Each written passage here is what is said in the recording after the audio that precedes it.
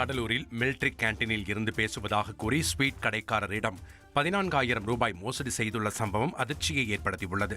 குள்ளஞ்சாவடி பகுதியில் கொட்டகை அமைத்து ஸ்வீட் கடை நடத்தி வரும் சசிகுமார் சுமதி தம்பதியிடம் குறைந்த விலைக்கு எண்ணெய், ரம் அனுப்புவதாக கூறி மர்ம நபர் ஒருவர் ஜிபே மூலம் பணம் பெற்றுள்ளார். பின்னர் அந்த நபரை தொடர்பு கொள்ள முடியாததால் ஏமாற்றப்பட்டதை உணர்ந்த தம்பதி கடலூர் மாவட்ட காவல் கண்காணிப்பாளர் அலுவலகத்தில் புகார் அளித்துள்ளனர். அப்போதுதான் தங்களைப் போல் பலர் இதே போன்று ஏமாற்றப்பட்டிருப்பதை அவர்கள் அறிந்தனர். நான் குறைஞ்ச விலையில என்ன தரேன்றாங்களா, நான் ஒரு 18 பொட்டி வாங்கி தரேன், நீ வாங்கி வச்சுக்கக்கா குறைஞ்ச விலையில அப்படின்னு நான் சொல்றேன். நீ வந்து கிடுகிடுன்னு காசை போடுக்கா, இல்லை என்கிட்ட இல்லப்பா காசே அப்படின்னு சொன்னான்.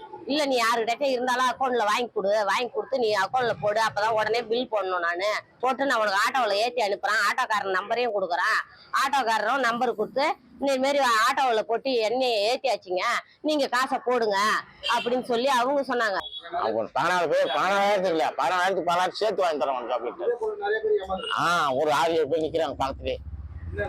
இந்த மாதிரி எண்ணெய் கொடுத்துட்டாங்க, கூழி போடுறவங்க, இட்லி சொல்றவங்க, போண்டா பச்சி போடுறவங்க இந்த மாதிரி வாங்கிருக்காங்க.